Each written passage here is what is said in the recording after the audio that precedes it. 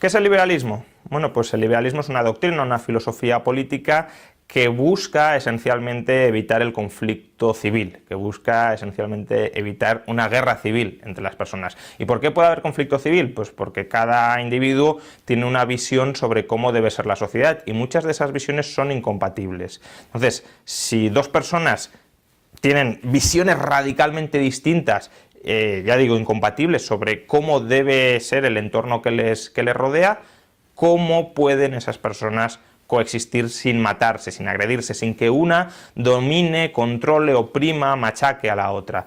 Pues esencialmente con el liberalismo. Y el liberalismo se fundamenta en 10 principios que son los que posibilitan la coexistencia, la convivencia y en última instancia la cooperación entre las personas. ¿Cuáles son esos 10 principios? En primer lugar, el individualismo político. ¿Qué entendemos por individualismo político? Que el sujeto de derecho son las personas, son los individuos. Individualismo político no significa que neguemos la existencia de grupos, de colectivos, de clases. Todo eso dentro del análisis social existe y está muy bien. Pero ¿cuál es el foco moral en el que tenemos que concentrarnos? La persona. Y es la persona alrededor de la cual estructuraremos los derechos. Segundo principio, igualdad jurídica.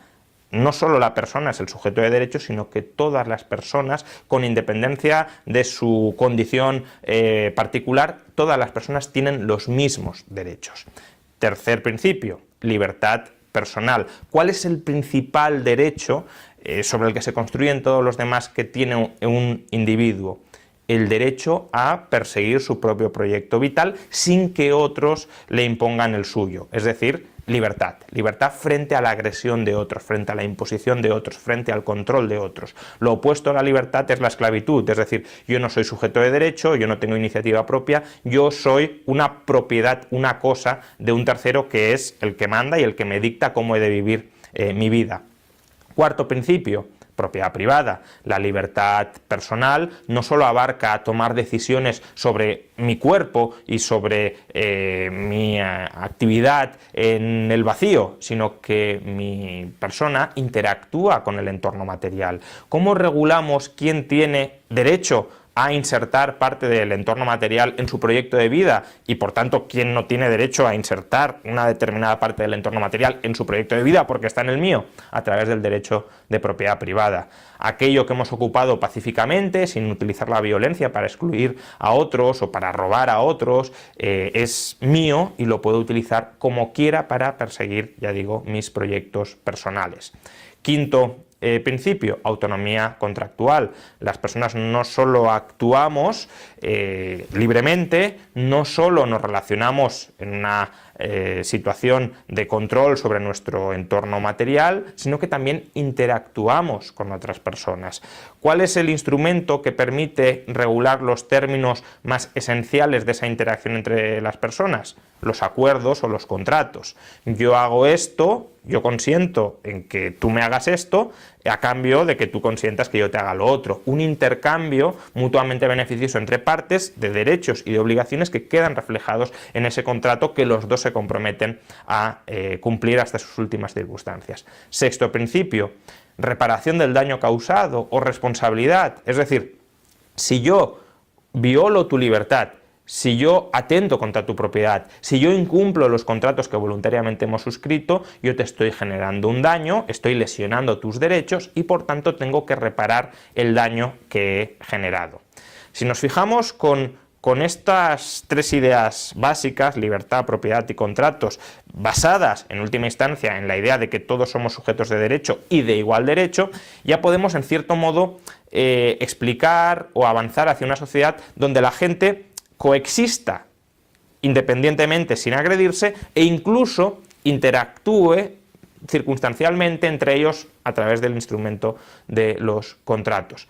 Pero las personas aspiramos a más, aspiramos a integrarnos en grupos, en asociaciones, en colectivos y por eso el séptimo principio es la libertad de asociación. Cualquier persona puede integrar cualquier asociación que quiera y a la que le dejen, de la que le dejen formar parte, evidentemente, y al revés, ninguna persona debe estar obligada a integrar asociaciones que no quiera integrar. Por tanto, libertad de asociación y de desasociación. Y también libertad para que la asociación pacte entre sus miembros las normas estatutarias que consideren pertinentes para que la asociación, ya sea una familia, una empresa, una fundación, consiga el objetivo compartido por todos sus miembros. Octavo principio, libre mercado. Las personas no solo se asocian para perseguir fines espirituales, religiosos, sociales, cívicos, sino también para perseguir fines económicos. Las personas se agrupan para producir bienes y servicios que puedan consumir ellas mismas o intercambiar con otras personas.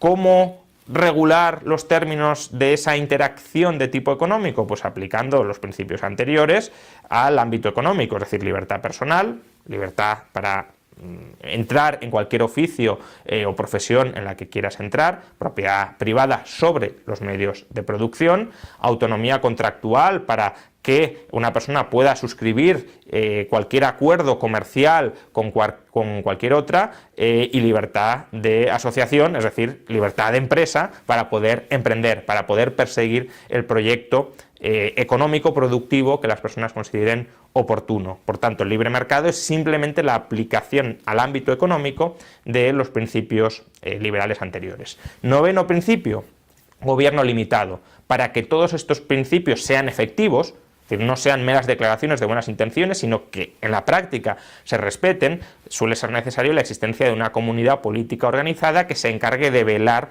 por el respeto escrupuloso de esos principios y por imponerlos a aquellos que quieran violentarlos. Si hay que reparar el daño causado que ha generado una persona y esa persona no lo quiere reparar, obviamente ha de ser obligada a que deje de hacer daño y a reparar el daño que previamente haya generado. Ahora bien, el problema del gobierno, de esa comunidad política organizada para hacer cumplir el derecho, es que tiene mucho poder y que por tanto puede convertirse en un agente que conculque el derecho o los derechos de los demás. Y por eso para el liberalismo el gobierno ha de estar estrictamente limitado, es decir, solo se debe ocupar de proteger los derechos individuales y de nada más. El gobierno no está legitimado para crear derechos aparte de los que tienen los individuos, no está legitimado a colocarse por encima de los individuos, es un servidor de las personas que quieren ver protegidos sus derechos, pero no es el amo de las personas para tutelarlas como desee caprichosa o arbitrariamente el poder político. Y por último, décimo principio, globalización. ¿Qué entendemos por globalización?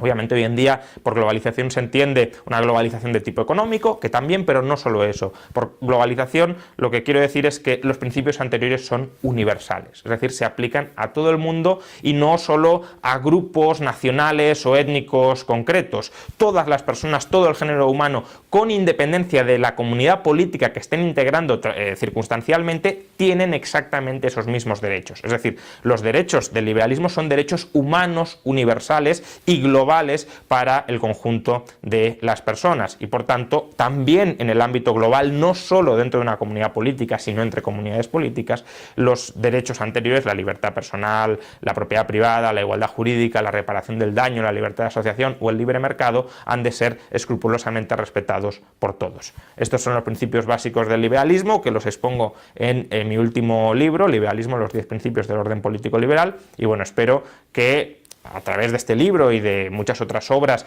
que afortunadamente se siguen publicando en favor para impulsar esta filosofía política, el liberalismo, que fue lo que en definitiva convirtió a Occidente en una sociedad tolerante, donde se pueda convivir con otras personas y próspera, pues vuelva a basarse, a fundamentarse en esos principios y en el siglo XXI vayamos hacia una era de mayor tolerancia entre las personas y de mayor prosperidad para todos.